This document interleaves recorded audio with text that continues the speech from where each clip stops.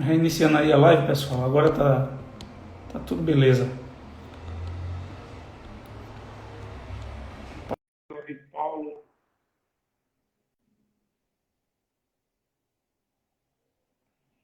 Vão solicitando aí, pessoal, para mim.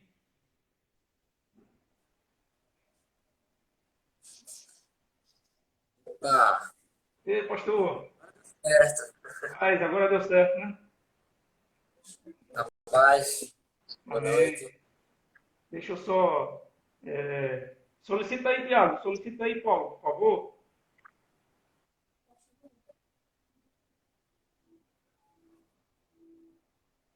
Deixa eu só esperar eles aí.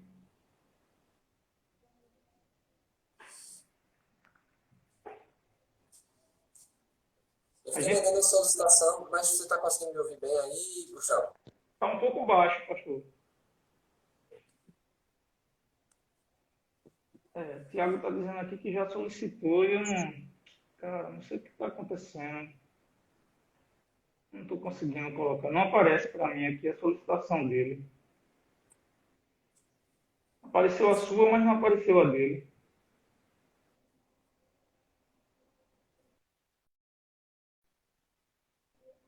Sai aí, Tiago, entra de novo aí e Vamos aguardar aí, sim. vê se entra. Não aparece para mim mesmo não. Deixa eu ver aqui se eu consigo corrigir isso. O que eu estava digitando aqui pode ser que seja isso.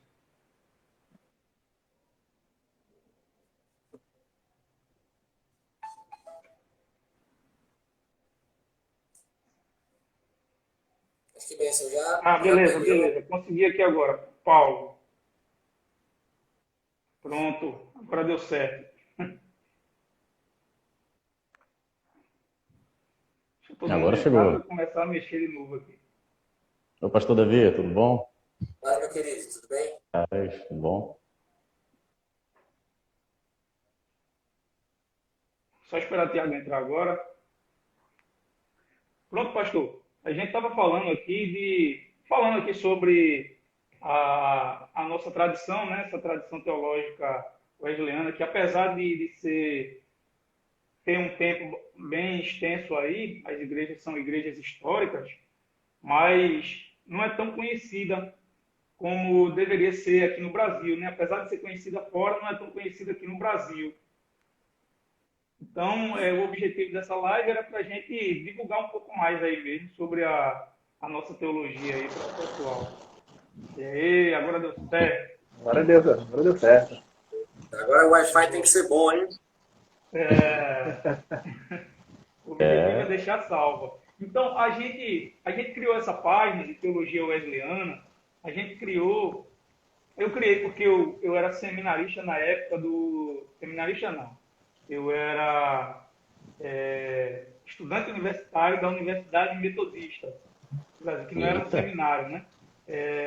Aí resolvi, eu fazia os dois juntos, o seminário da Igreja do Nazareno e a Faculdade de Teologia Metodista, mas aí eu decidi fazer um só. Estava meio pesado, estava difícil, então eu decidi fazer um confessional mesmo, que era da Igreja do Nazareno. Então, deu a ideia de fazer essa página. Eu comecei a página aqui devagarzinho e eu ficava plagiando muito Tiago. Tiago tinha uma página chamada Um Metodista. Aí eu ia lá e pegava um monte de coisa dele e postava aqui. Até que ele se rendeu e fez uma parceria comigo aqui e a gente está junto aí, divulgando um pouco de teologia aí para o pessoal. Então, pedir ao pessoal que está acompanhando aí, a gente vai tratar sobre os principais pontos da teologia wesleyana, os pilares, como a gente perdeu um pouquinho de tempo, então eu vou adiantar um pouco, a gente vai tratar sobre os pilares da teologia wesleyana. Aqui a gente tem o pastor Davi, que é pastor da Igreja do Nazareno, tem Tiago, que ele já foi metodista, hoje ele é nazareno, tem o meu irmão Paulo aqui, que ele é metodista wesleyana, e eu sou batista, eu sou um intruso aqui no meio. Então, a gente pode ser que a gente divide tenha alguma divergência em um assunto ou outro aqui, mas no geral é pacífico. Então a gente vai tratar um pouco aí. Antes da gente começar, enquanto eu vou fixando o tema aqui, Vou deixar um espaço aí para o pessoal se apresentar. Começando aí com o pastor Davi, aqui ao meu lado, depois Paulo, depois Tiago. Apresenta aí para o pessoal, pastor. Amém, gente. Paz. Boa tarde, boa noite, né? Boa noite aí para todo mundo. Dizer para mim da honra de estar participando aí com vocês dessa live. E assim, o Gustavo falou, né, que ele é batista, e assim, eu era batista também, tá bom? Minha conversão, meus primeiros anos caminhando com Jesus foi na igreja batista, e eu sou muito alegre pelas minhas origens batistas. Conheci a igreja Nazarena em 2012, sou cristão, né, convertido ao Senhor desde 2006. Em 2012 conheci a igreja Nazarena porque vim morar em Caruaru. Eu sou de Arco Verde, Pernambuco. Sou de Arco Verde, e aí vim fazer faculdade aqui em 2012, em Caruaru. E aí, fazendo a faculdade, minha namorada na época, hoje minha esposa, ela começou a frequentar a igreja Nazareno porque ficava mais próximo do apartamento que ela morava. Aí ela ficava chamando, vamos lá, tal.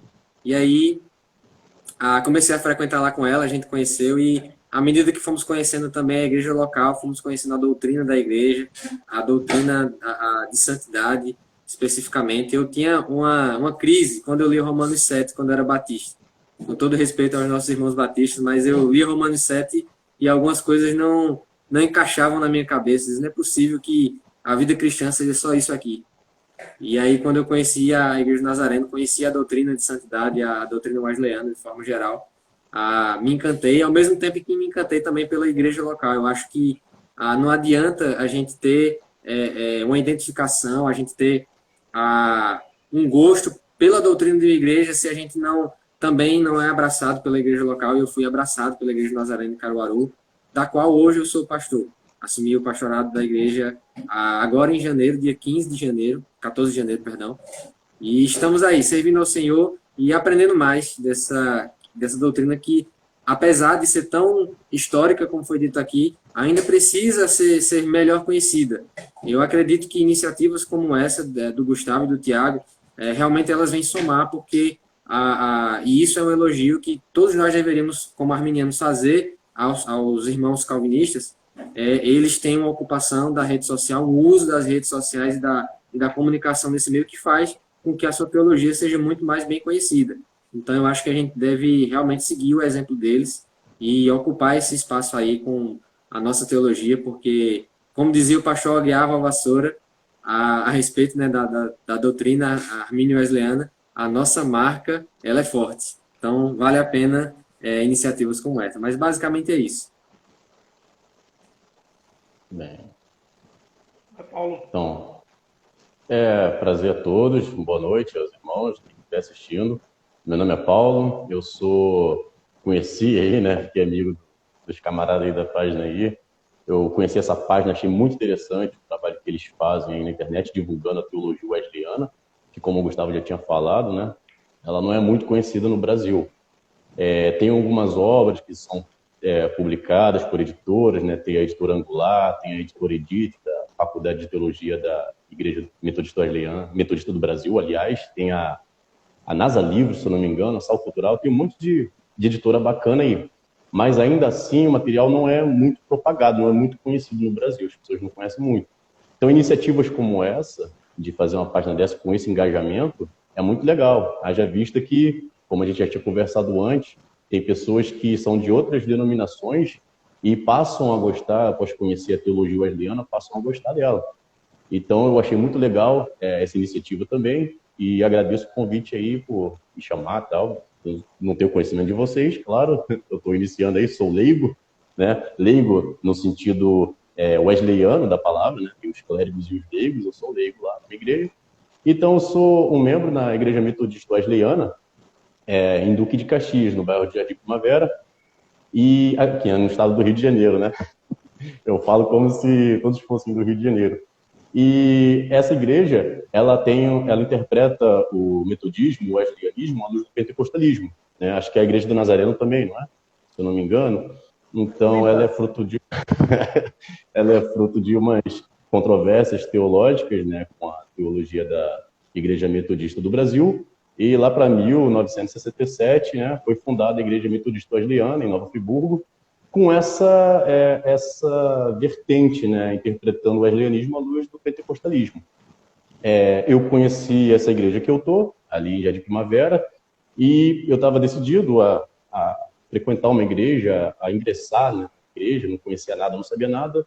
Frequentei aquela igreja local, já tinha visitado algumas, gostei daquela igreja local, e ali eu fiquei, estou ali até hoje, há 11 anos eu estou ali, e devagarinho eu fui conhecendo a doutrina da igreja, fui conhecendo como era a forma de governo, né, a liturgia, porque quando eu me converti eu não conhecia nada sobre isso, não entendia nada sobre liturgia, a gente só vai para a igreja, e foi.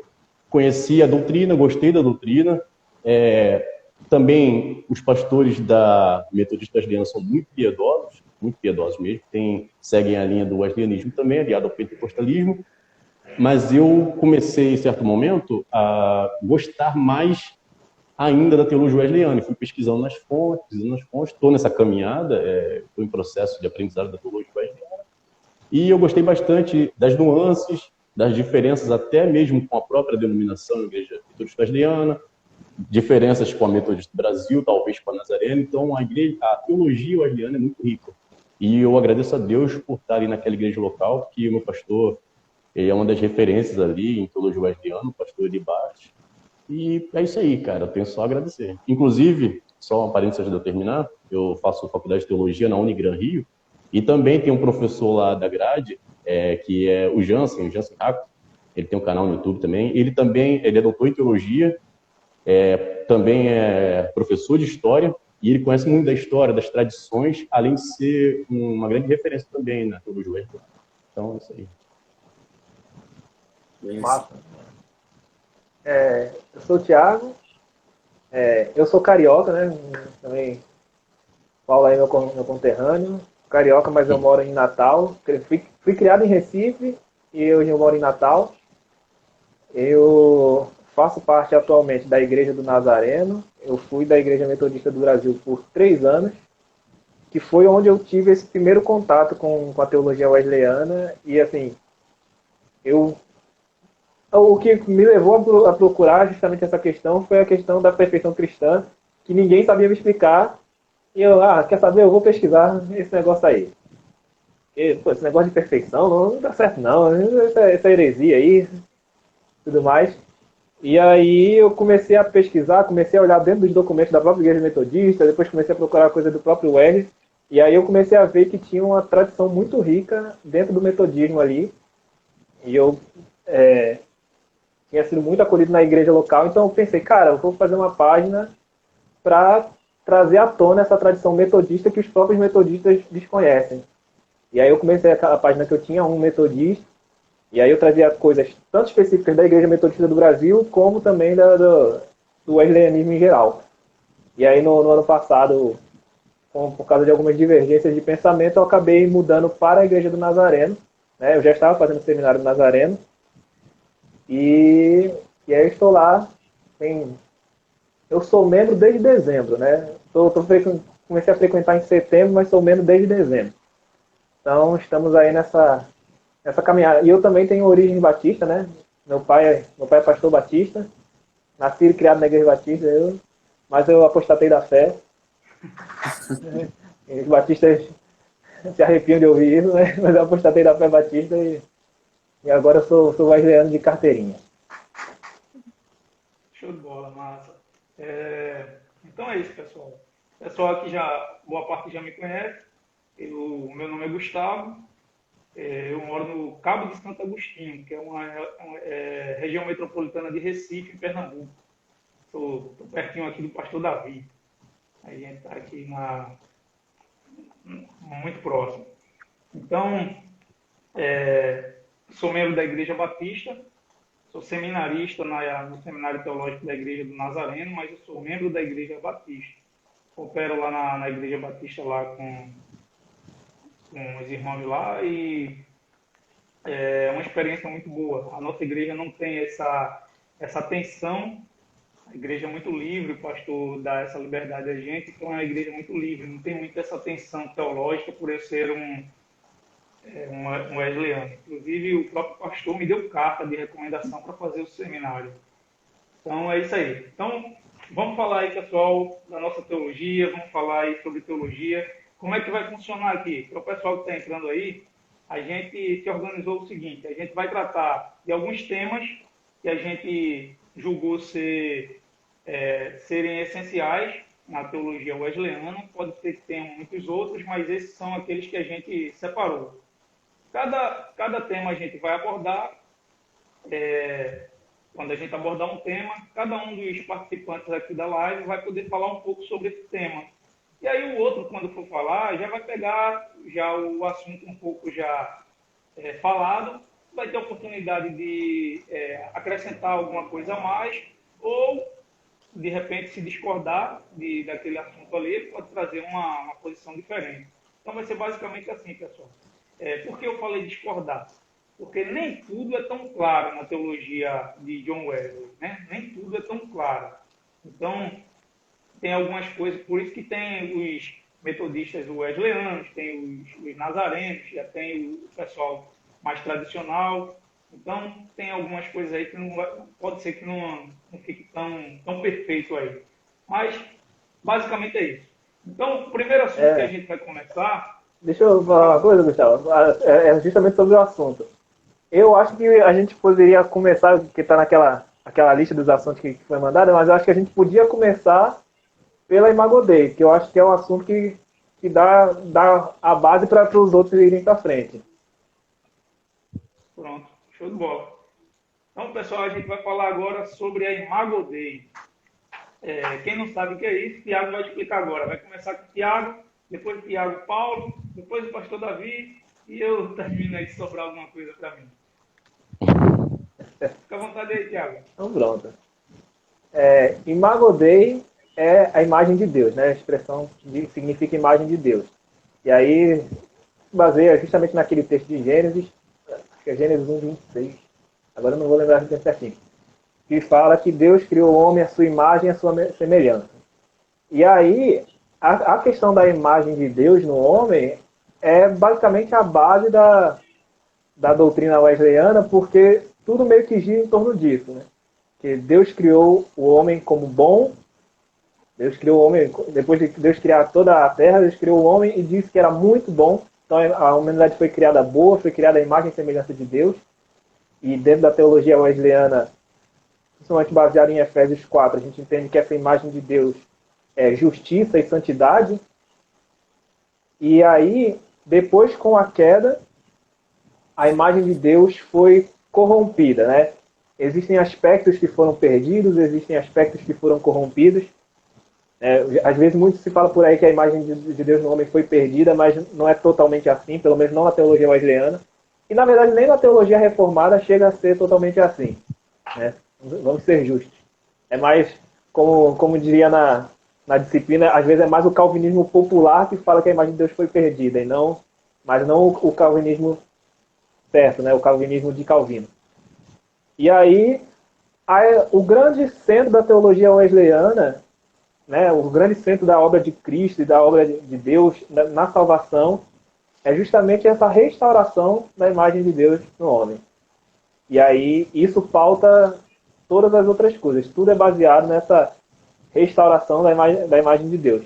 E aí eu vou deixar para os outros comentarem mais de como essa imagem de Deus, os vários aspectos que tem e tudo mais. E a ideia é que todos esses aspectos precisam ser restaurados, porque foi tudo... O pecado afetou tudo e aí cagou a história toda, né, da humanidade. Acabou com tudo. Mas, em essência, a imagem de Deus, a Imago Dei, é justamente essa imagem de Deus no homem que foi corrompida e precisa ser restaurada. Complementar aí o que o Thiago falou, é basicamente isso mesmo. O homem é criado à imagem de Deus, né, a sua imagem, a sua semelhança. Isso traz implicações dentro dessa relação entre o ser humano e todo o ambiente que ele está, a criação, os animais, né, a própria biosfera, a sua relação com Eva, a sua relação com ele, né? Por isso que a teologia wesleyana faz aquela separação entre a Imago Dei, entre a sua imagem política, a sua imagem moral. Cada uma dessas imagens vai ter alguma característica no relacionamento, né? Mas, no geral, a Imago Dei, ela é isso, ela é um ser humano que enquanto coletivo, né, enquanto envolto com outras pessoas da criação, ele é um ser social, ele foi feito para interagir, para ter relações, né, com as outras pessoas, com o que seria, vamos chamar de próximo, né, apesar daquele momento. Então, essas características, elas, como o irmão falou, o irmão Tiago falou, elas são perdidas. Elas são perdidas no momento da queda. Inclusive, mais nuances dessas características, a gente vê, por exemplo, na imagem natural, tem lá a razão, a liberdade e a vontade. A gente pode fazer um paralelo ali com os momentos antes da queda. Antes da queda, a gente tem ali a vontade, por exemplo. A vontade, ao contrário do que é hoje, por causa da corrupção do pecado, a vontade era inclinada para o bem. Então, tendia-se a fazer o bem. Tanto é que quando Eva é tentada, ela é tentada porque aí o segundo ponto dessa característica da imagem natural é a liberdade. Ela tinha, tanto os calvinistas quanto os arminianos vão concordar, que ali naquele momento a liberdade era completa. Tanto é que o ser humano, ele pega justamente porque ele tem essa capacidade, a imagem de Deus, né, conforme a imagem de Deus, ele tem essa liberdade total. Ele, mesmo inclinado ao bem, ele cede à tentação e cai. Quando cai, todos esses aspectos que foram falados sobre a Imago Dei, elas são manchadas, como o irmão falou, elas são meio destroçadas ou só manchadas. E aí, conforme a obra divina vai caminhando, né, na ordem da salvação, as coisas que vão sucedendo, essa Imago Dei, Cristo pretende restaurá-la.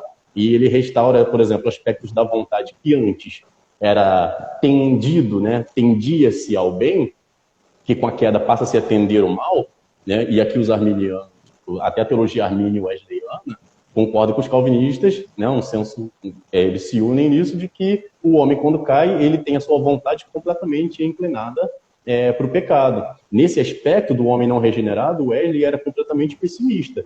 Ele não pensava o ser humano com capacidade de fazer o bem. Isso antes da atuação da graça preveniente, que a gente pode falar depois, mas assim, seria um momento antes da graça preveniente, né, que abrange todo mundo. Esse ser humano não regenerado não tem capacidade para nada, né, porque a gente vai ver depois que a graça preveniente dá capacidade até para o homem não regenerado fazer o bem, mas isso não vem dele, isso vem de Deus.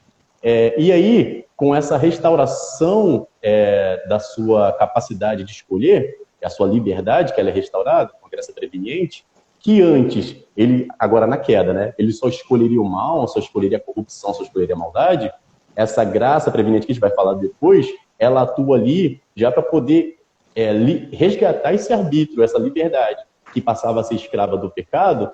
Agora, com a graça preveniente, esse arbítrio, ele é liberto. Por isso a gente chama de livre-arbítrio libertário.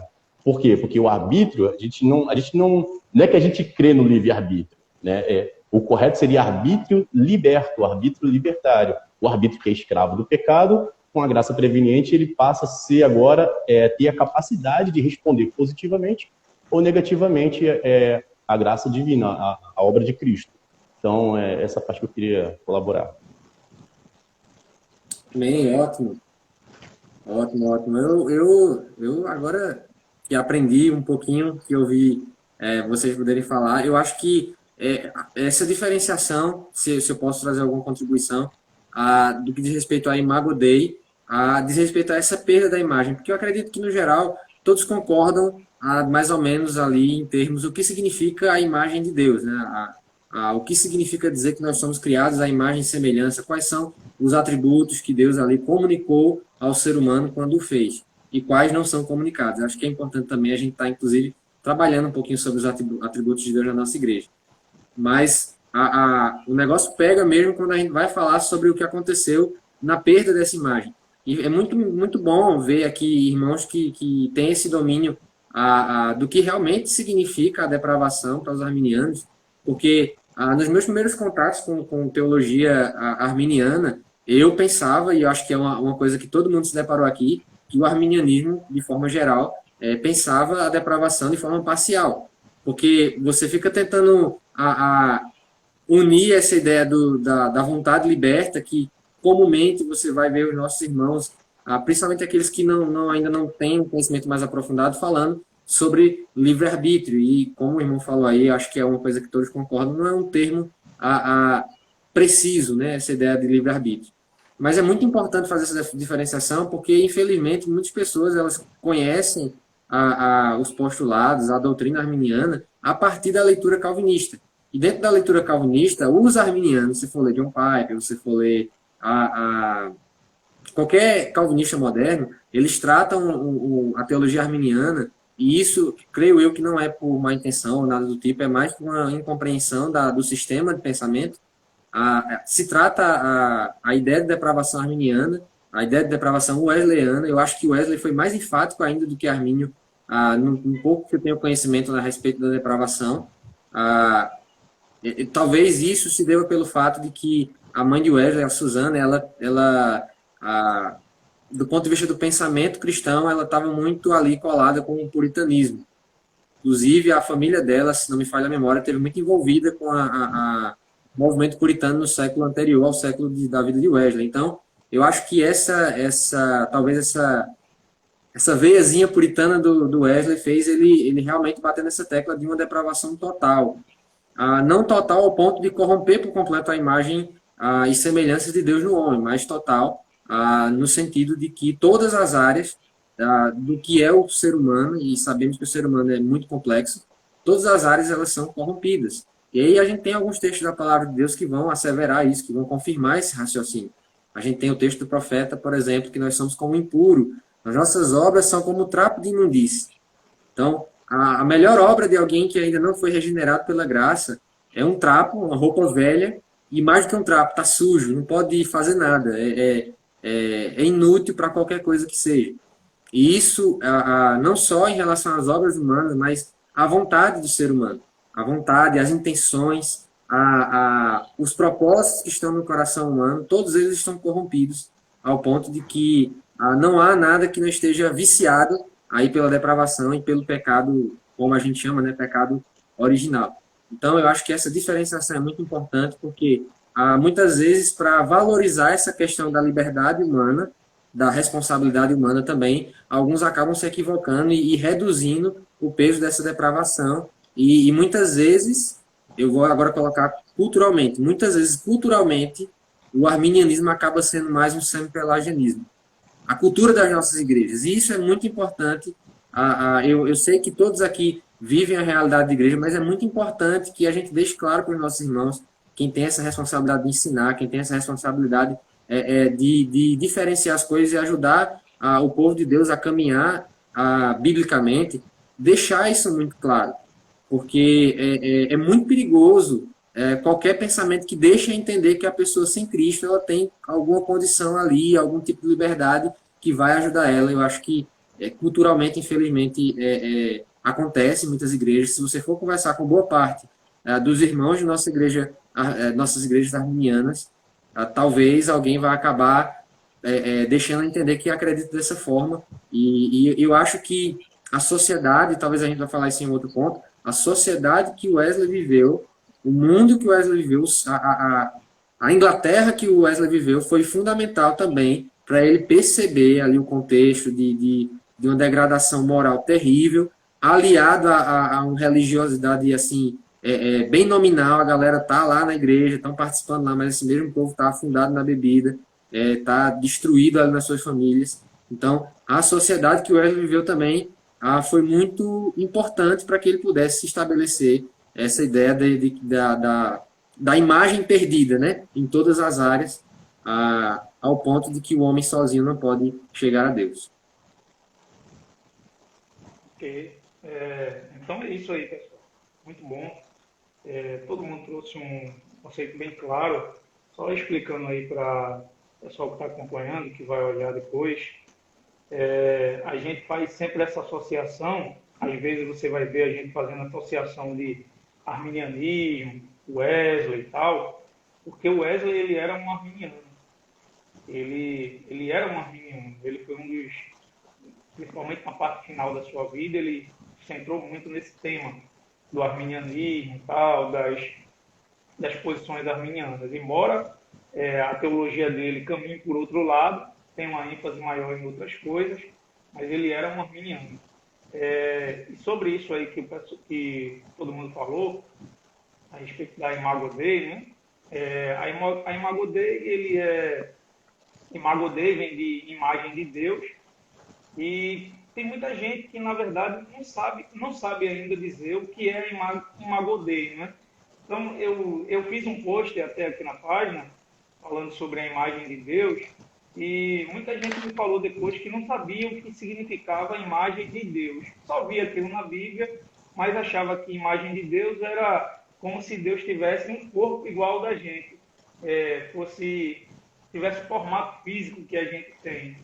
Então, Inclusive os mormons acreditam nisso. os mormons acreditam nisso, né? Pois é. Então, muita gente não sabia o que era a imagem de Deus, né? Quando a Bíblia diz que o homem é a imagem de Deus, na verdade, a Bíblia não está falando de aparência física. Ele está falando de alguns compromissos morais que foi dado ao homem e não foi dado a outra parte da criação. Então, o homem, ele, nas palavras até de Calvino, né? Ele é um reflexo, é como se fosse um espelho de Deus. Quando Deus vem e olha para o homem, é como se ele se olhasse, vendo a sua própria imagem no homem. Calvino fez uma citação dessa, eu achei bem interessante. Então, a imagem de Deus, na verdade, a Imago Dei, né, a imagem de Deus, tem esse sentido.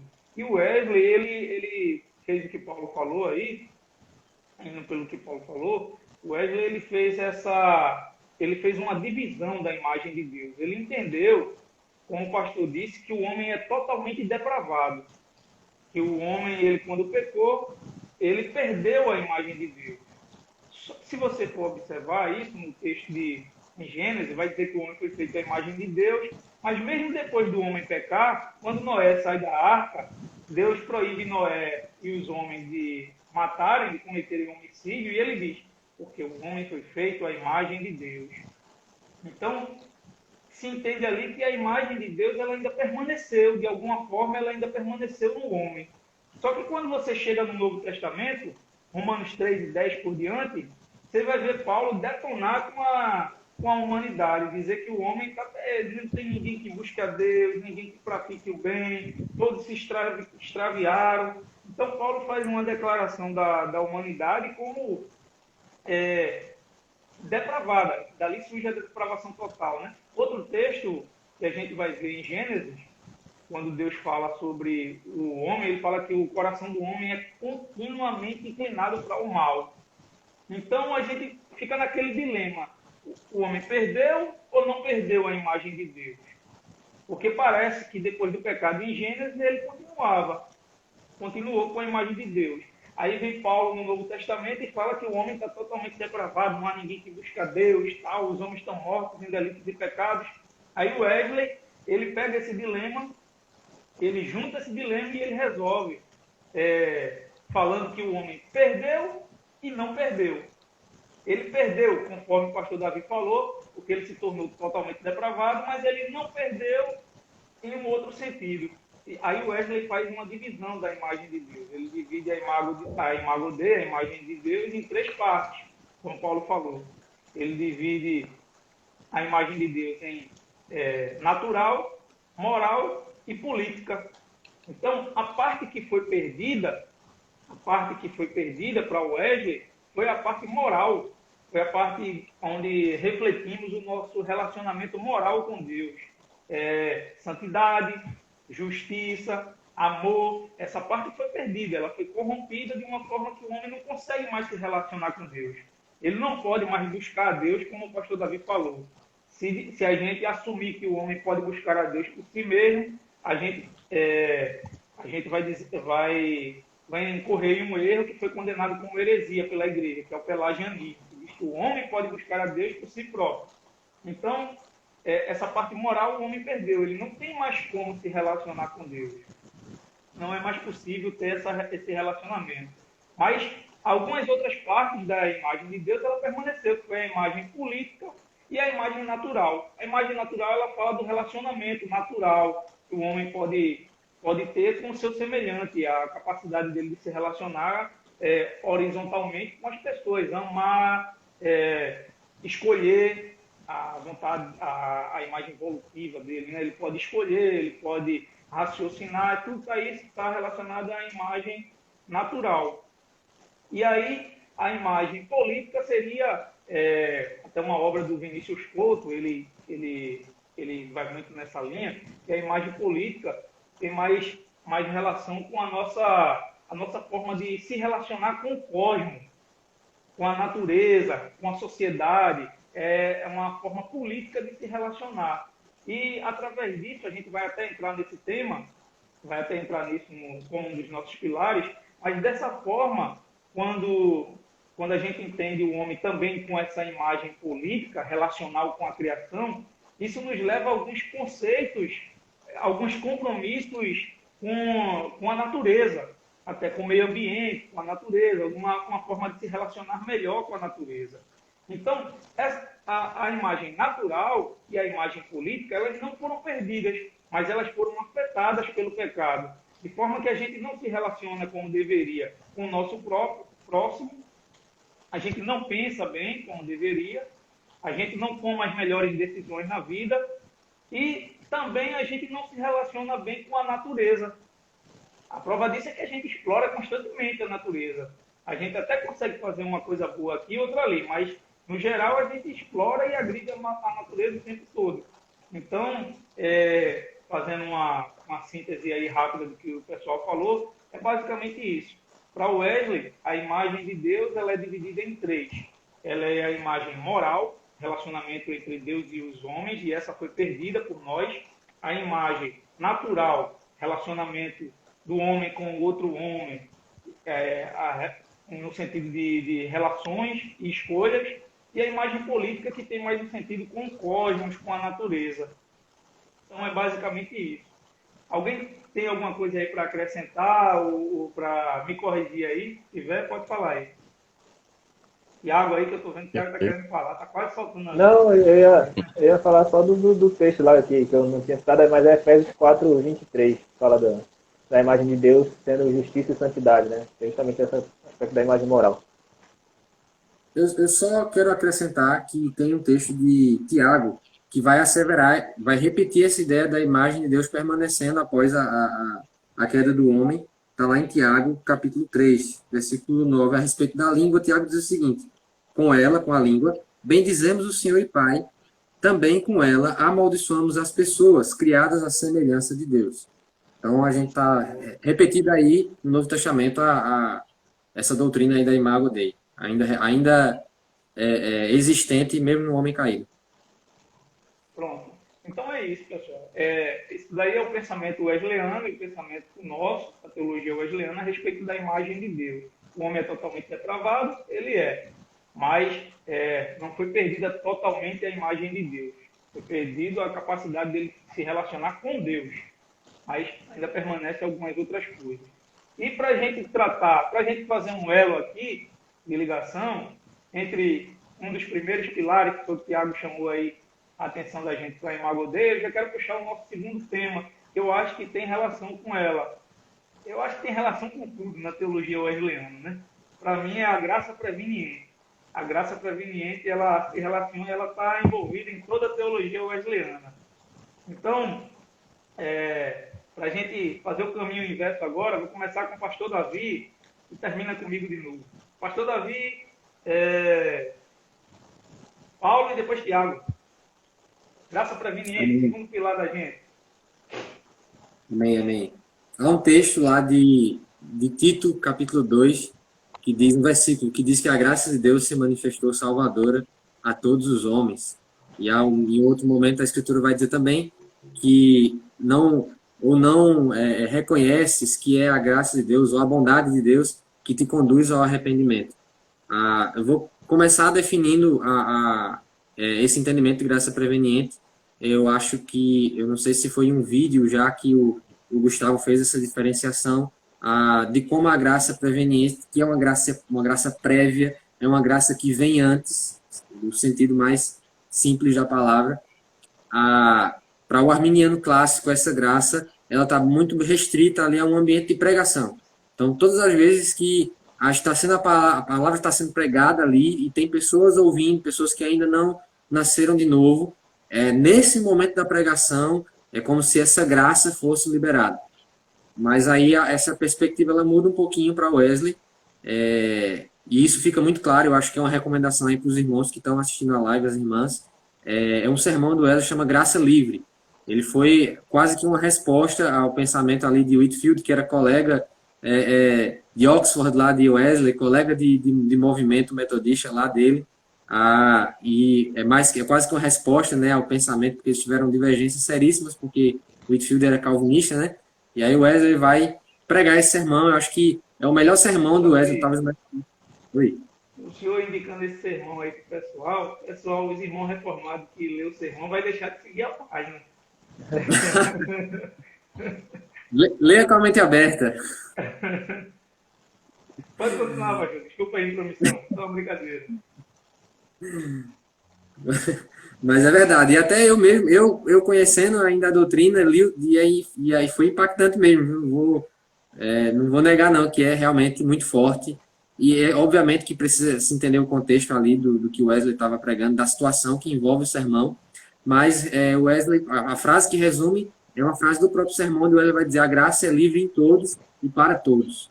Eu estava lendo há um tempo, eu tenho até esse artigo no meu computador, para fazer um trabalho do seminário, um artigo do Heber Carlos Pai. Tem o Heber Campos Júnior, que geralmente ele é mais conhecido do pessoal, né? Mas tem o Heber Pai também, que é teólogo, é pastor presbiteriano, e ele escreve sobre a graça preveniente, para a revista Fide Reformata, que é uma revista da Mackenzie, se não me falha a memória. E ali ele fala como o Wesley, como os arminianos, eles foram inteligentes em construir essa ideia da graça preveniente, porque, de fato, e o Gustavo falou muito bem, talvez seja do ponto de vista da soteriologia, porque é muito importante falar isso. A teologia wesleyana, ela vai além de soteriologia. Ela vai além. Há muitas coisas, muitas temáticas dentro da teologia wesleyana, e eu sei que quem se achega, os irmãos que vêm aqui para a página, geralmente vem por causa da soteriologia, mas a tradição wesleyana, a teologia wesleyana, ela abrange muitas outras áreas, e vale a pena você conferir também outras coisas, porque às vezes satura um pouquinho nesse debate soteriológico, às vezes dá uma cansada, principalmente em ambiente virtual. Procura que o Wesley tem mais coisa para falar, mas tudo começa de fato com a graça preveniente. Deus, ele derrama um pouco dessa graça no coração de cada um dos seres humanos, o que permite, o que possibilita a esse ser humano, no momento em que essa salvação é ofertada, no momento em que essa mensagem é pregada e chega aos ouvidos do impenitente, é possível, então, por causa dessa graça que agiu primeiro, essa graça que veio previamente, o homem ele pode ouvir e, por essa graça, então, escolher a salvação. Por mais que possa parecer difícil essa ideia de escolher, mas dentro do contexto da graça prévia, da habilitação que a graça dá, o homem ele é capaz de escolher. Usando aqui a mesma palavra de habilitação, imagine que ninguém deveria dirigir se não tivesse a habilitação, né, o documento da habilitação. Então pensemos nessa graça preveniente como essa habilitação que Deus dá, agindo no coração e no interior de cada um dos seres humanos, na sua vontade, em um grau, em uma graduação que permite ao homem, então, a responder de forma a receber a mensagem, a crer em Cristo, a ter a luz de Cristo em sua vida. Então, basicamente isso. Você vai ver muita gente discutindo a questão de graça preveniente, graça comum, né? Que é um termo que os calvinistas gostam muito. Eu gosto muito de deixar claro que aquilo que Wesley falou, de que graça ela é graça para a salvação. Eu não discordo dos nossos irmãos calvinistas quanto à graça comum. Eu acredito que é uma faceta da graça. A gente sempre fala em faces ou formas da graça, não em tipos de graça. A graça ela é uma só. E o Wesley ele foi enfático nisso. A graça é uma só, mas ela age de formas diferentes. Então, teria a graça preveniente. Então, os calvinistas eles têm essa dificuldade de assimilar a graça preveniente, mas, por outro lado, são muito defensores da graça comum, e eu entendo que a graça, como um todo, ela visa a salvação, assim como pensava John Wesley. Então, é muito importante isso, porque, às vezes, faz parecer, as conversas e os debates fazem parecer que o arminianismo, que o pensamento arminiano, ele não se baseia na graça. E eu pegando aqui emprestado uma citação do pastor Carlos Augusto Vailate, ele gosta de dizer que a teologia arminiana ela é uma teologia caricêntrica, ou seja, ela é do começo ao fim centrada na graça. Acho que é isso. Amém. É isso aí mesmo que o pastor falou muito bem. Essa graça, e o Tiago falou sobre os pontos eles estarem relacionados, e na teologia wesleyana é bem isso mesmo. Cada pontinho desse aí, dos pilares que a gente está abordando, eles vão se conectar de alguma forma. Inclusive, já pegando, como a gente falou da imagem, a Imago Dei, e a gente aborda os aspectos que levaram à queda da imagem, quando o ser humano ele é a imagem de Deus no Éden, e ele perde essa imagem é corrompida, é manchada pelo pecado, e aí ele afunda, né? Ele cai em desgraça, em ruína, e leva a humanidade com ele, a criação, né? Todo o universo cai com ele, né? Por isso que o universo geme, a natureza geme, angustiada, esperando a manifestação dos filhos de Deus. E aí, com essa imagem perdida, com essa pecaminosidade manchando o homem, inundando o ser do homem, os meios que Deus provê para a salvação são meios de redenção, e ele precisa recuperar esses aspectos da consciência do ser humano. E aí, para o ser humano caído, totalmente destituído das suas volições naturais, é preciso que haja um contato de Deus para que o ser humano possa se chegar a Deus. Porque caído, a gente viu que o ser humano só procura ruína, só procura desgraça, só procura maldade, violência e corrupção. Deus, então, sabendo disso, ele restaura essa capacidade do ser humano de poder responder positivamente ou negativamente ao apelo da graça salvadora, né, da cruz de Cristo. E como que ele faz isso? Com a graça preveniente. A graça preveniente, essa é uma graça prévia que vem antecipadamente, e ela, é curioso que aqui é um ponto interessante a se falar, porque a graça preveniente, o seu alcance é universal. Não confundir isso com a salvação universalista, onde todas as pessoas vão ser salvas. O que acontece é que a graça preveniente, ela abrange todas as pessoas, toda a criação, porque foi a criação que caiu em corrupção. Então a criação precisa de um ponto de contato para se chegar a Deus. Ponto de contato esse que vem por iniciativa de Deus. É a iniciativa dele. Então, o ser humano que está completamente alheio a Deus, essa obra do Espírito Santo, chamada despertamento, como que o ser humano desperta? Por esse ponto de contato, que agora ele não rejeita, mas ele tem a opção de escolher crer em Jesus Cristo. E isso é feito pela graça preveniente. E aí a gente tem que lembrar também que para defender esse ponto, uma coisa muito importante até respondendo à ligação de inquisitores, né, de alguns adversários do movimento da teologia wesleyana, que isso que a graça preveniente faz de abranger, né, e olha que nós nem estamos falando da expiação ilimitada, que esse é o ponto que é mais batido pelos inquisitores, a gente está falando só da graça preveniente. Quer dizer, a problemática, segundo eles, é que a graça preveniente tem esse aspecto universal de cobrir toda a humanidade, para que toda a humanidade tenha acesso à capacidade de responder a Deus. Então, o que acontece é que essa é uma obra do Espírito Santo, no despertamento, vinda de Deus. Então, Deus tem a iniciativa e o ponto de contato é dele, ele que vai de encontro ao pecador. Então, não é mérito humano. O homem não tem mérito algum de se chegar a Deus. Ele está se afogando. É Deus que joga a boia. E ele pode não pegar a boia. Ele vai morrer? Não é loucura? Mas é isso que os que não creem fazem. Eles rejeitam essa boia deliberadamente. Eles querem essa boia. Então eles pretendem morrer nos seus pecados. E é assim que funciona. Cristo joga a boia, pela obra do Espírito Santo nós somos despertados com a graça preveniente e podemos responder e pegar essa boia para a salvação. Lembrando, por que eu enfatizei que a graça preveniente ela é universal, mas não universalista? Justamente para a gente não cair naquele perigo, né, da salvação universalista, que todos vão ser salvos e que no final, calma, vai ser todo mundo salvo, ninguém vai ser condenado. Então é muito bom fazer essa distinção, que a graça preveniente tem esse alcance, mas que não confundir com salvação universal. Porque as pessoas, embora agora sendo capazes a responder ao chamado divino, elas ainda podem dizer não. Por quê? Porque o seu arbítrio foi liberto. Agora ele pode dizer sim ou não ao apelo da cruz, da salvação. Boa. Tiago? A graça preveniente eu gosto de pensar como a manifestação concreta do amor de Deus realmente por toda a humanidade, né?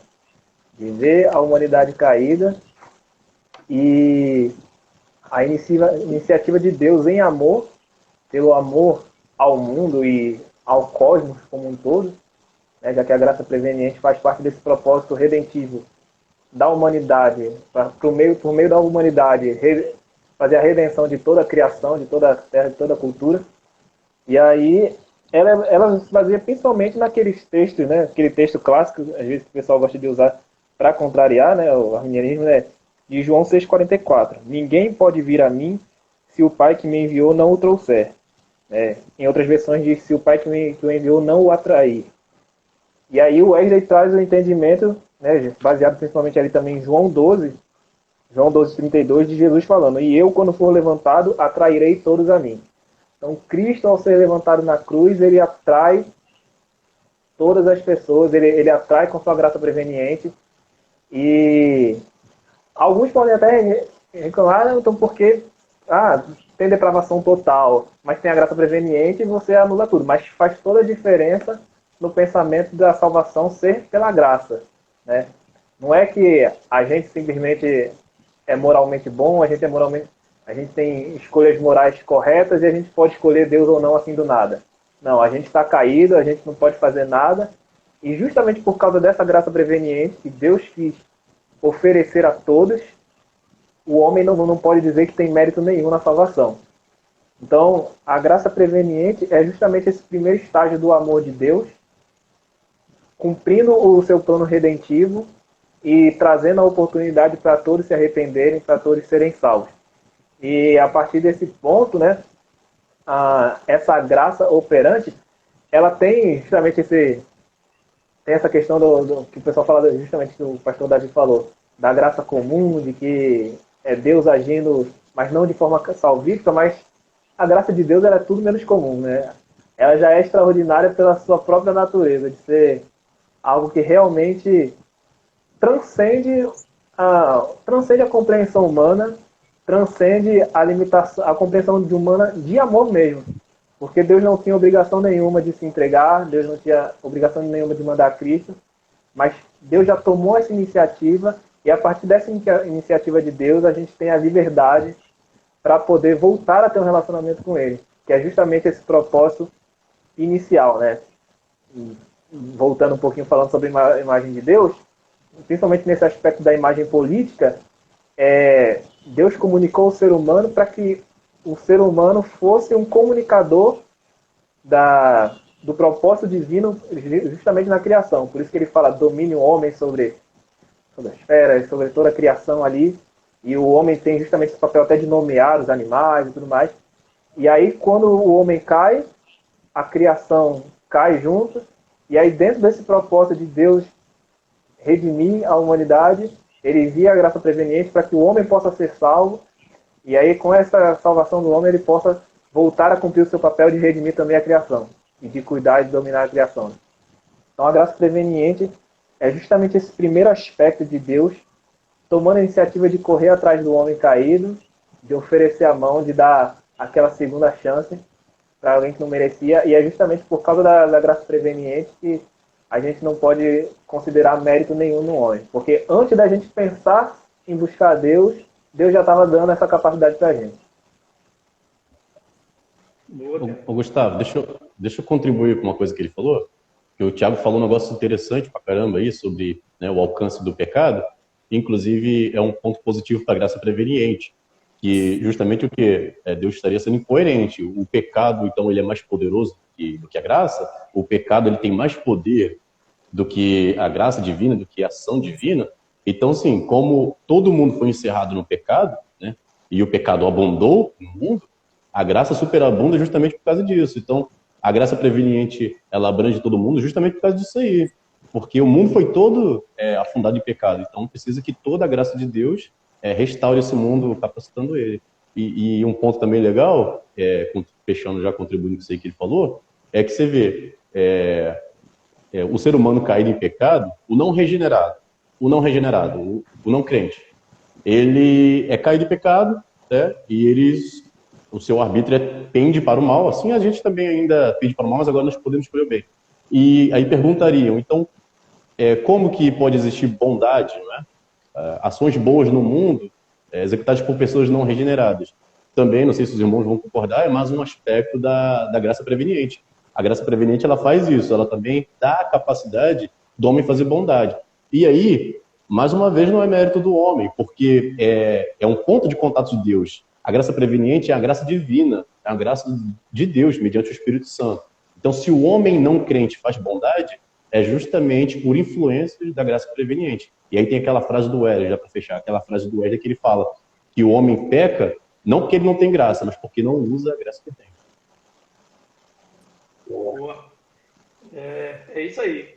Então, só contribuindo aí para finalizar, até teve algumas perguntas hoje, e o pessoal sempre pergunta isso, né? Qual a diferença da graça preveniente na visão arminiana clássica e na visão wesleyana. Para arminianos clássicos, a graça preveniente, como o pastor Davi falou, ela é apresentada durante a pregação do Evangelho. Para nós, wesleyanos, e para John Wesley, a graça preveniente ela é apresentada durante toda a vida do homem. O que o calvinista e os reformados vão chamar de graça comum, para a gente é graça preveniente. Embora a graça preveniente ela não seja totalmente salvífica, mas ela, a todo momento, impulsiona você a Deus. Então, a graça preveniente, ela proporciona essa bondade que Paulo falou, ela trabalha trazendo bondade para o homem, ajudando o homem a fazer coisas boas. Então, a graça preveniente, Wesley, ele cita João 1:9, e diz: Ele é a luz que veio ao mundo e ilumina todo homem. Ele usa isso para apoiar a sua opinião de que a graça preveniente ela está no coração do homem, ela é manifestada ao coração do homem durante toda a sua vida, independentemente da pregação do Evangelho. Isso vai me levar a uma questão que eu queria trazer aqui. Eu não sei se vocês assistiram o debate que teve entre Vailate e Tourinho, que foi agora, semana passada. Não sei se vocês viram. Só algumas partezinhas. Só algumas partes eu vi. Não, eu assisti completo. Foi muito interessante. Foi legal. Um debate muito respeitoso, os dois muito respeitosos. O pastor Vailate, o tema do debate era sobre Deus decretou o mal. O tema era esse, se Deus decreta o mal sim ou não. Então, o Tourinho, ele trouxe para o debate a questão muito filosófica. E o pastor Vailate foi muito mais na teologia. E os dois tiveram problemas. O pastor Vailate teve muito problema com uma questão filosófica lá, que o Tourinho levantou, e o Tourinho teve problema também com um argumento do pastor Vailate. Mas o que eu queria destacar é que, pelo pastor Vailate, ele ser um arminiano clássico, ele teve um problema que a gente não teria para responder. Veja o que aconteceu. Tourinho perguntou: pastor, a graça, o homem ele é responsável pelas suas ações antes de ser exposto à atuação da graça preveniente, sim ou não? Porque aí veja qual é o objetivo da pergunta dele. Se o pastor responde que sim, que o homem é responsável,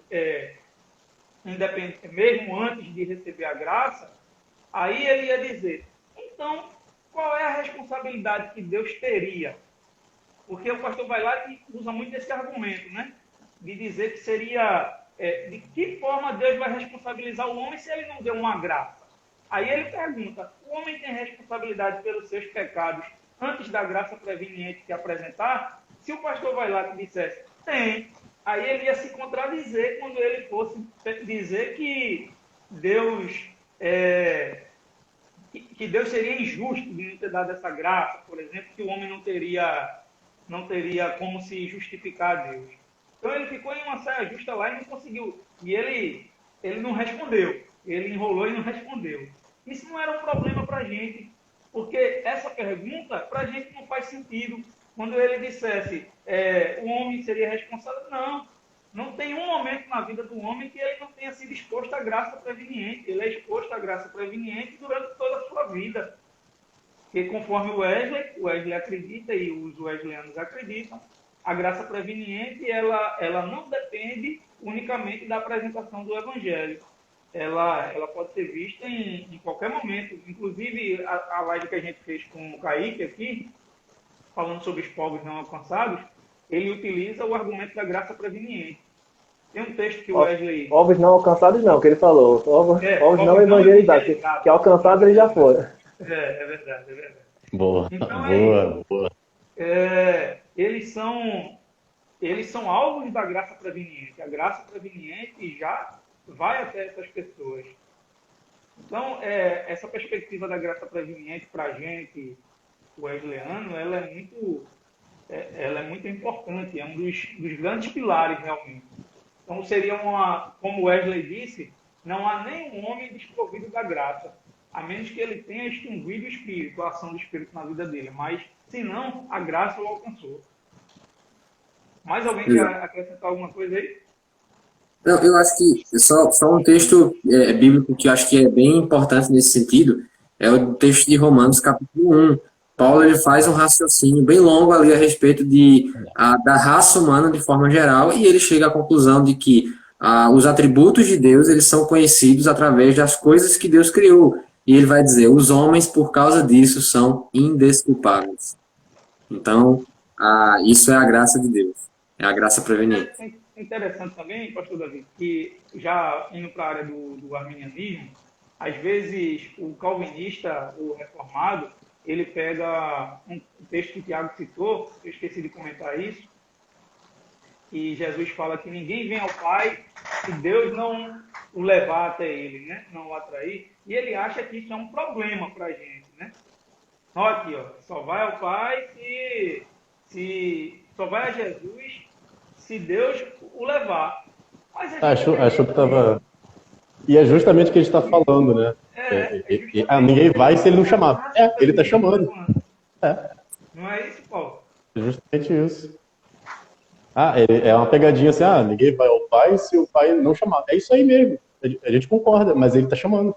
A graça preveniente é justamente para isso. A gente concorda com isso, que a graça preveniente está levando o homem até Deus. É que está atraindo. Esse texto que o Tiago citou aí, que ele atrairei a todos da cruz, é muito, muito interessante e bem aplicado a essa situação, né? Então, a graça é que faz. Então, eu acho que esse ponto aí ficou pacífico. Vamos para o próximo ponto. Qual o próximo pilar aí para a gente abordar? Eu diria que agora seria a perfeição, pela ordem lógica. Perfeição cristã? Pronto. Vamos aí abordar a perfeição cristã, que é uma doutrina da teologia wesleyana que é o pilar, eu acho que é um dos pilares, mas é o grande tema, né? Que o Wesley se esforçou muito com ele, foi a perfeição cristã e as suas implicações, né? Mas é muito mal compreendido pelo pessoal aí. Então vamos começar aí com o meu irmão Paulo. Paulo, depois Tiago, Davi e eu termino. Eu só faço pegar o negócio. Essa doutrina da perfeição cristã, a teologia de Wesley ela sempre passa por essas provações de fogo, né? Enquanto ele estava vivo, ele era muito coagido, interrogado sobre pontos da sua teologia. E essa aqui, sem dúvida, foi uma das que ele mais foi inquirido, justamente por causa do nome, né? Perfeição cristã. Então, acho que é interessante dizer, antes de tudo, o que a perfeição cristã não é. A perfeição cristã, pretendida pela teologia wesleyana, ela não é um perfeccionismo. Ela não exclui que o ser humano não vá pecar. Porque sabemos que o ser humano peca. O regenerado peca. Aquele que está se santificando peca. O que acontece é que o crescimento na graça e no conhecimento de Deus e de Jesus Cristo, da obra de Jesus Cristo, é uma caminhada contínua. E até pode dizer assim, que essa obra da perfeição cristã, ela pode, assim, o que acontece? Alguns wesleyanos mais tardios, né, eles estavam definindo a perfeição cristã como uma erradicação do pecado ou impossibilidade de pecar. Ou seja, a perfeição cristã, ela diria, nesse caso, que o ser humano ele vai perdendo cada vez mais a possibilidade de pecar e ele erradica o pecado. Só que a gente sabe que isso não é verdade, porque o ser humano, ele peca. Enquanto ele está aqui, ele vai pecar. o pecado só cessa na glorificação, né? E tem essa caminhada, né? A justificação, regeneração, santificação, que até aqui é um processo ainda humano. Humano que eu digo não pela sua força para não pecar, mas o ser humano está aqui, ele está aqui na Terra ainda. Na glorificação é que podemos dizer que o pecado é erradicado do salvo. Mas até que isso aconteça, o pecado não é erradicado. Tanto é que nós pecamos. Nós fomos justificados, mas pecamos. Nós fomos regenerados, estamos no processo de santificação, mas pecamos. Então, essa visão da erradicação do pecado, ela, sim, ela tem que ser rebatida. E não é esse o que pretende John Wesley. Não.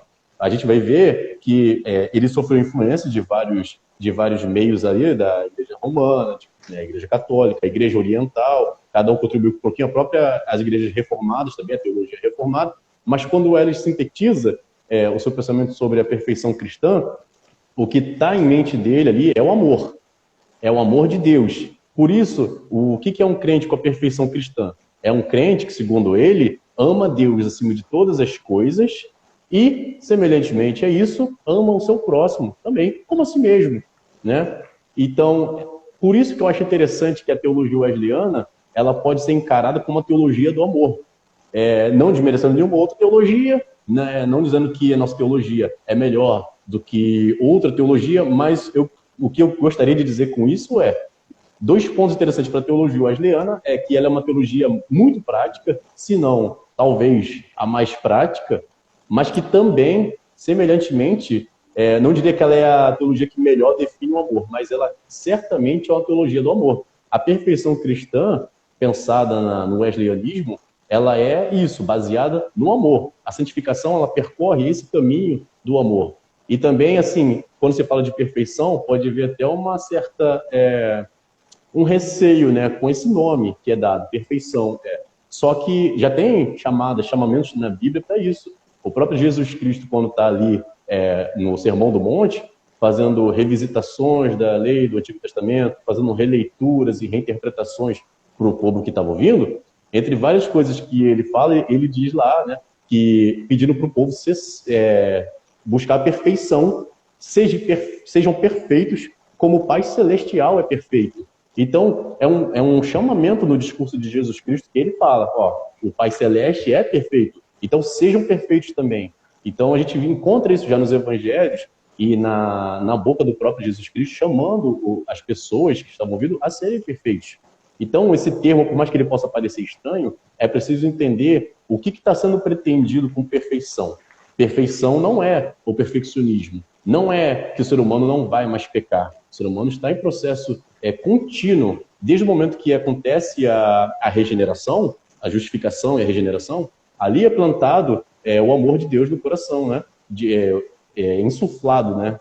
Alguns autores usam até essa terminologia. E aí coopera com aquilo que Paulo diz lá em Romanos, que o Espírito Santo, né, que nos foi dado ali, quando ele fala, é que derrama sobre os nossos corações o amor de Deus. Ou seja, isso ele prossegue ainda ali no capítulo 5, dizendo que quando nós ainda éramos pecadores. Então nós somos pecadores, Cristo se aproxima do pecador, né, com essa questão da graça preveniente, ao despertamento, e ele derrama na justificação, regeneração, aquele que crê, ele derrama o seu amor no coração das pessoas.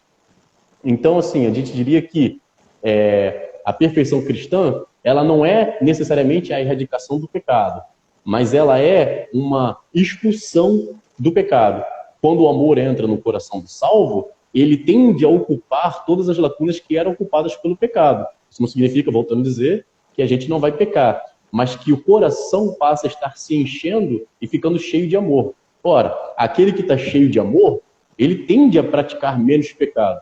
Por quê? Porque o coração dele tem amor. Assim como a boca fala aquilo que o coração está cheio, também praticamos aquilo que está cheio no nosso coração. Por isso, eu penso, já finalizando, que a perfeição cristã na teologia wesleyana, ela é justamente isso. Esse reafirmamento da teologia do amor de Deus, que faz com que a gente, não só na imagem dele, mas também nas atitudes dele, tenhamos uma relação social transformadora, ali no contexto que a gente está inserido. Essa questão vai ser chamado de herege. Vão printar a foto da gente. Tiago vai falar de perfeição cristã aí. Vamos printar e amanhã a gente Cara, vai O Thiago gosta de perfeição cristã. Fazer besteira Cara, não, né, Thiago? Não. Se eu falar besteira, tu me Você vai fala falar aí. Foi ótimo. no final aí. Pode sentar chibata. Cara, eu particularmente, eu amo essa doutrina, assim, foi realmente por estudar isso que eu defini, cara, eu sou um wesleyano mesmo. E aí, antes de falar até mais sobre a perfeição especificamente, mas o pessoal às vezes tem muito preconceito, muito receio com essa ideia de perfeição cristã, porque a gente tem essa tendência de olhar pela palavra que veio do latim, né, de perfect, que é aquele negócio de completo a ponto de que não pode ser melhorado. E nesse ponto, realmente, só Deus é perfeito, né? Só Deus tem essa perfeição absoluta, e o Wesley também vai falar sobre isso.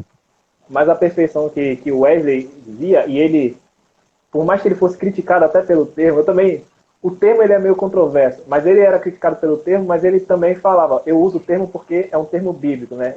E é baseado no teleios, que aparece lá em Filipenses, aparece em vários lugares, até nesse texto que você citou de sede perfeitos, como o vosso Pai Celestial é perfeito, de Mateus 5,48, o termo ali é de teleios, né? É de finalidade, de cumprir o seu propósito.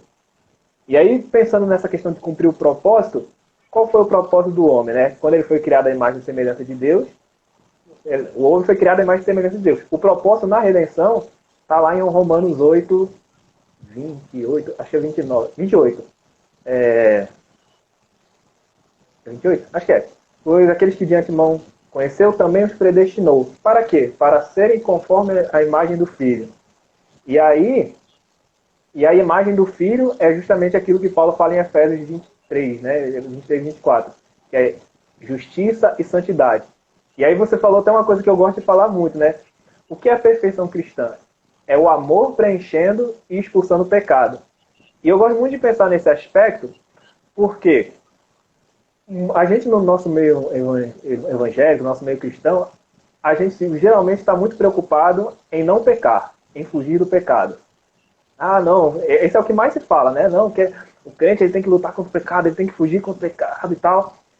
E muitas vezes se ensina, e dentro da teologia reformada, e até mesmo da teologia arminiana clássica, há muito dessa tensão da luta do homem contra o pecado constante. Enquanto na perspectiva wesleyana, o cristão regenerado, ele vive uma vida de vitória. Ele enfrenta lutas, às vezes, contra o pecado, mas ele vive uma vida de vitória. E aí, nesse aspecto do amor preenchendo, expulsando o pecado, num contexto até mais prático, a gente precisa pensar na nossa vida cristã como não ficar preocupado tanto exatamente com o pecado. Isso faz parte da vida cristã, sim. Mas a nossa preocupação está mais no aspecto positivo, no aspecto do amor, no aspecto de servir. Em vez de perguntar, não, como é que eu posso deixar de pecar? Eu posso fazer, não, como é que eu posso servir? Como é que eu posso amar? E isso faz uma diferença, isso faz toda a diferença realmente no pensamento de Wesley, porque assim ele enfatiza mais aquele texto de Efésios 2, né? Nós somos salvos pela graça, mediante a fé, para as boas obras. Então, a perfeição cristã, e aí entra aquela questão da inteira-santificação, que há um pouco a diferença dos termos, né? A inteira-santificação é Deus purificando o coração do homem, enquanto a perfeição cristã é a consequência, né? A vida prática como consequência disso. O professor do seminário vai me parabenizar, aprende direitinho.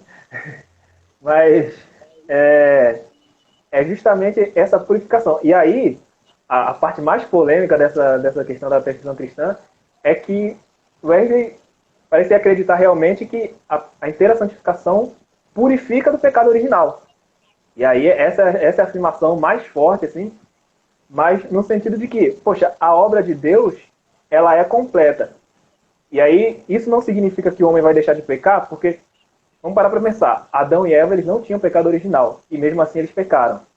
Então, o pecado continua sendo uma possibilidade. E diferente deles, porque a perfeição cristã não é uma perfeição adâmica, né? Não é uma perfeição pré-queda, porque o nosso corpo continua corrompido. O nosso corpo ele ainda vai ser transformado, né? A ressurreição, ela a perfeição, a santificação, ela envolve também o nosso mundo físico, né? É a redenção não só do espírito, mas do corpo físico também. E aí, com essa purificação interna, a nossa disposição fica inclinada mais para o bem, mas ainda assim, a gente ainda está sujeito a algumas coisas do nosso corpo corrompido que podem nos levar a pecar. Por exemplo, a gente está sujeito ao cansaço, isso pode afetar as nossas emoções a ponto da gente se estressar e de falar mal com o irmão. A gente está sujeito à dor, e isso pode fazer a gente pecar também. Mas o nosso coração, quando ele está cheio de Deus, ele tem essa disposição de fazer o bem, ele tem essa inclinação a mais para o bem.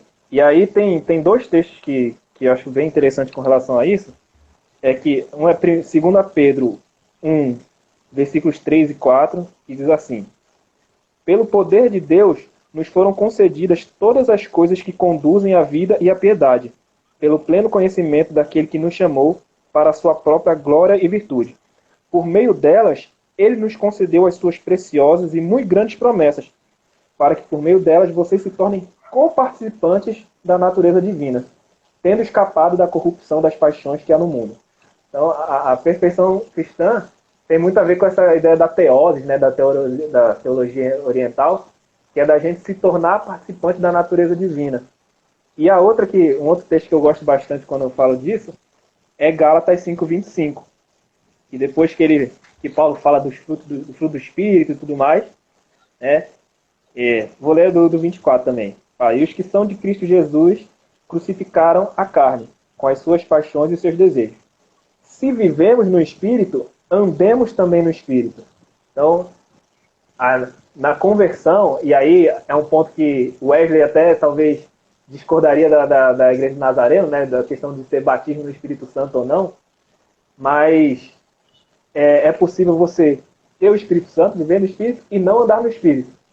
E aí o andar no Espírito seria justamente dar espaço para esse amor de Deus preencher, purificando o coração, enchendo de amor, que é o grande centro da teologia wesleyana, acho que é o amor de Deus, o amor santo, como diz o Kenneth Collins. E aí, por meio desse amor, por meio desse preencher do Espírito Santo, se viver uma vida de santidade, se viver uma vida inclinada para fazer o bem, ainda sujeito a falhas, ainda sujeito ao pecado, ainda sujeito a incompreensões.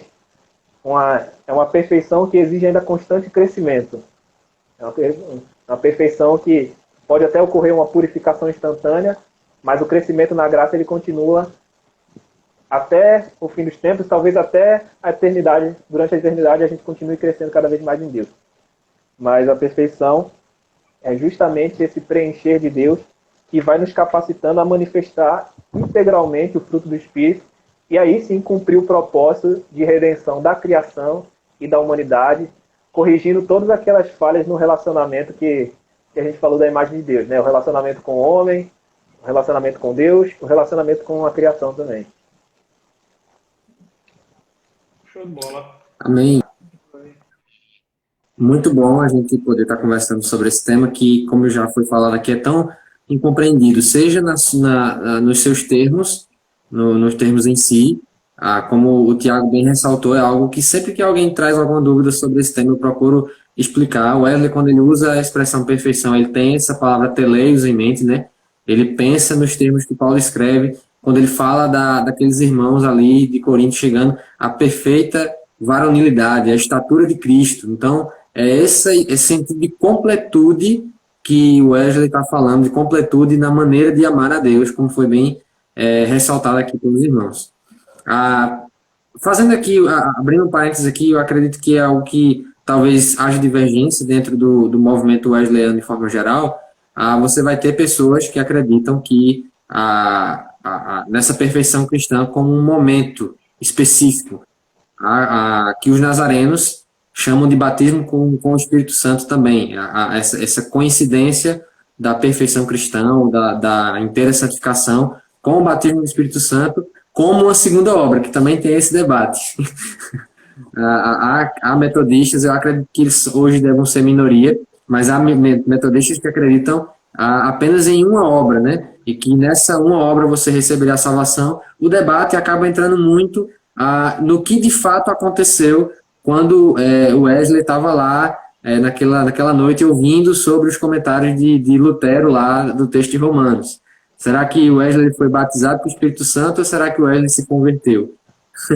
Porque se você for olhar a vida de Wesley antes disso, você vê alguém totalmente inseguro da sua salvação, e aí vai ter gente que vai dizer, não, Wesley era salvo sim, o que aconteceu lá em Aldersgate, né? O que aconteceu lá em Aldersgate, ele foi batizado com o Espírito Santo. Então, há esse debate, mas independente disso, cremos, como já foi dito aqui, para usar a expressão que alguns teólogos wesleyanos gostam de usar, nós cremos no otimismo da graça. Isso é o que significa perfeição cristã, ou uma das coisas que significa perfeição cristã. A Bíblia ela vai deixar muito claro lá em Romanos capítulo 5, que onde abundou o pecado, superabundou a graça de Deus. Então essa visão otimista da graça de Deus é essa graça, que a gente começou lá com a graça prévia, com a graça preveniente, ela vai a te santificar e levar até uma medida completa de amor a Deus.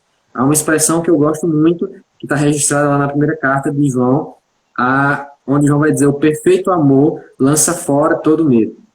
Então, para mim, o grande start, a grande diferença de um cristão que ainda não passou por essa experiência, porque eu sou aqui vendendo meu peixe, como nazareno, eu acredito em uma segunda obra, e acredito nesse momento, sim, da inteira santificação como um momento que não impede um crescimento gradual, posterior, no relacionamento com Deus, mas acredito, sim, nesse momento de inteira santificação, de perfeição cristã, como algo que é operado no momento, mas que com efeitos e com reverberações aí posteriores.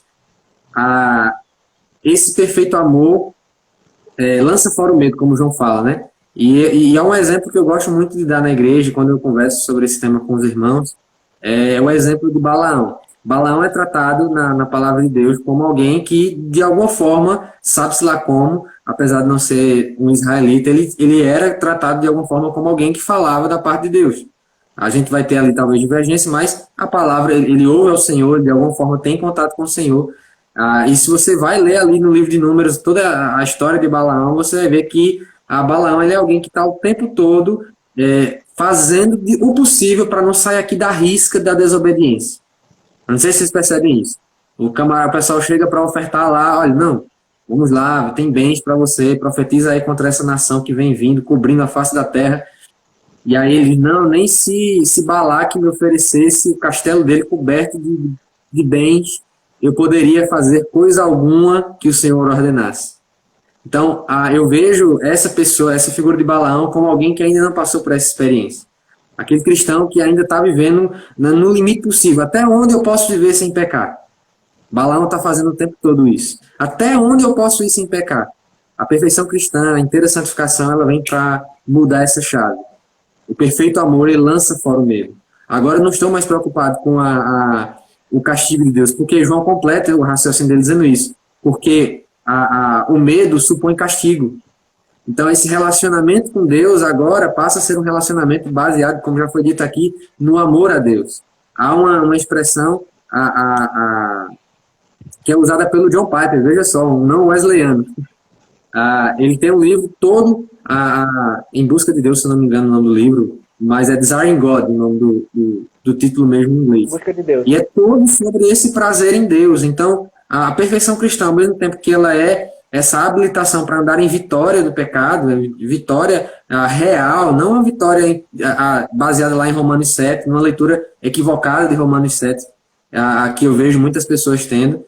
Então eu vejo que alguém que sinceramente crê em Deus, vive e já recebeu o Espírito Santo na conversão, muitas vezes vive esse dilema do personagem ali, do eu de Romanos 7. Embora eu acredite que aquele eu esteja muito mais ligado ao judeu que tenta obedecer a Deus a partir da lei. Essa é a minha visão e de outras pessoas também. Não estou inventando a roda, né? E cuidar, a gente tem que ter cuidado com gente que quer reinventar a roda.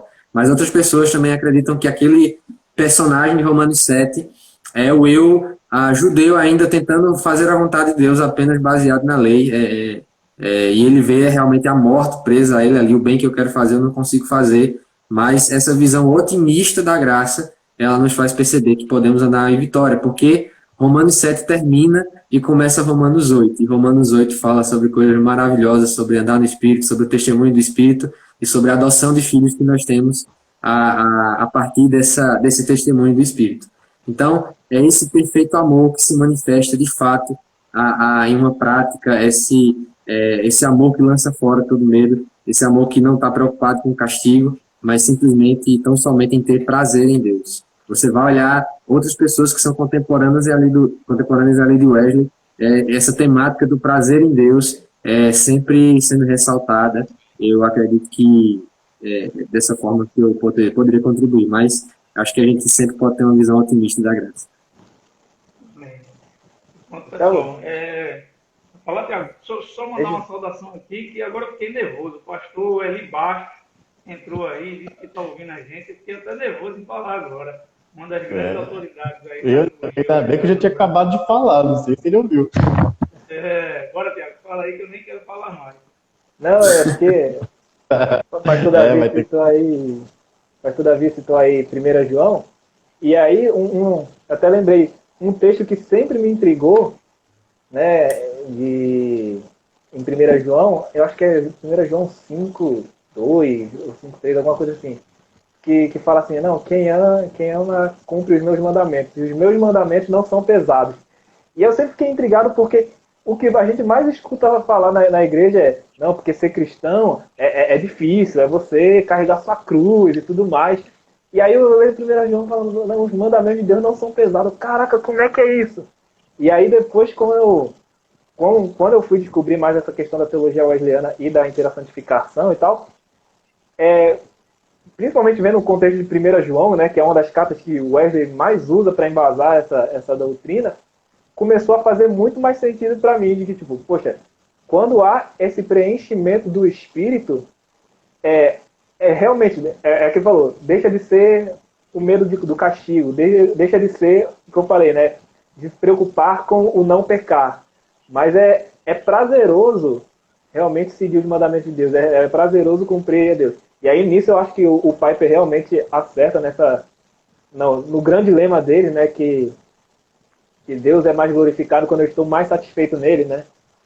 Que alguns chamam de hedonismo cristão. E assim, é muito fantástico de como as coisas se relacionam. E eu acho até legal que isso é uma ponte, né? Porque às vezes o pessoal pensa que reformado, arminiano, wesleyano é tudo inimigo, discorda em tudo. Mas não, isso é uma ponte de que, principalmente na linha do John Piper mesmo, de que a vida cristã, né, o cristianismo, ele tem um propósito da gente ser mais satisfeito em Deus.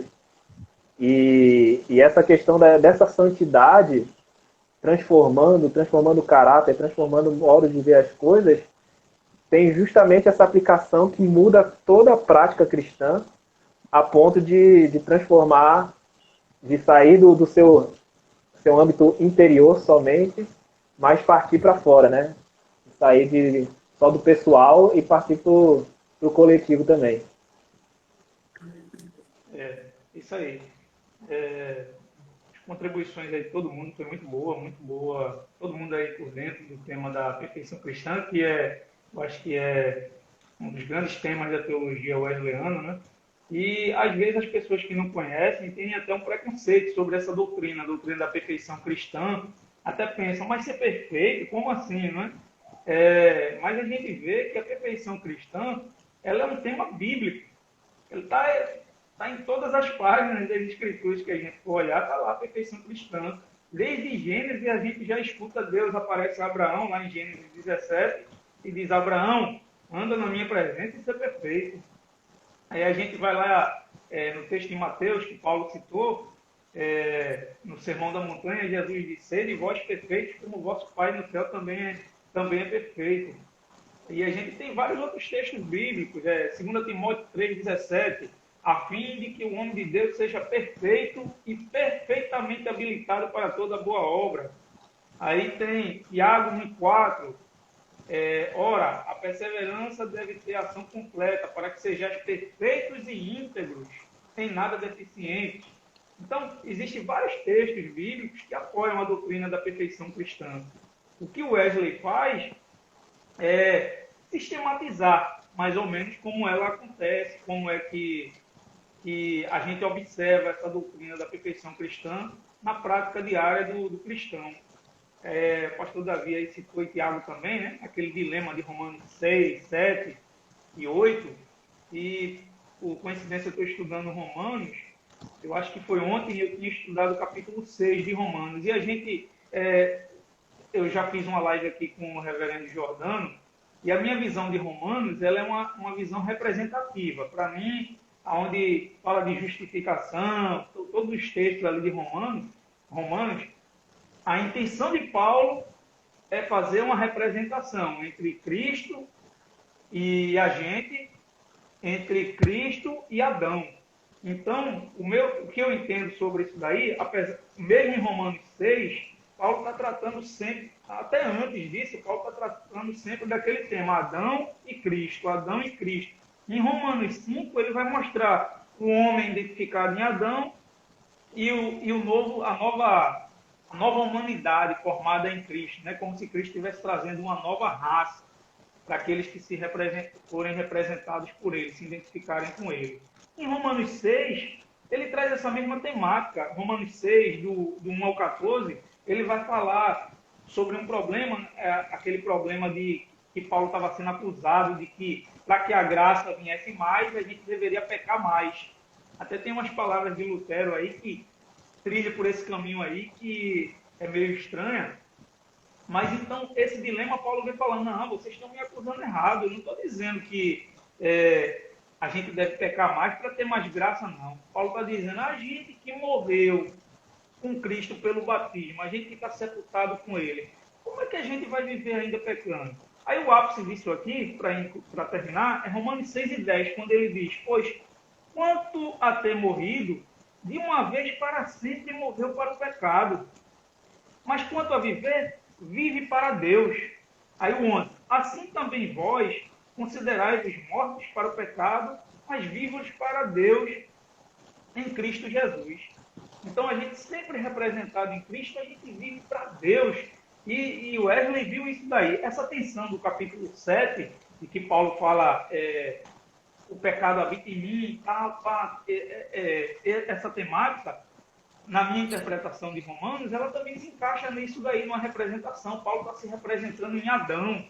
O homem representado em Adão, ele tá morto para o pecado habita nele, mas o homem representado em Cristo é o homem de Romanos 8, é aquele que faz parte da nova criação e que tem a ação do Espírito em cima dele para ele não ceder para o pecado. Então, é bem interessante isso que vocês falaram aí, que para a gente, o wesleyano, a gente não peca toda hora. Peca obras toda hora. Como o pessoal geralmente mais de uma graça, tem aquela perspectiva de graça mais negativa, né?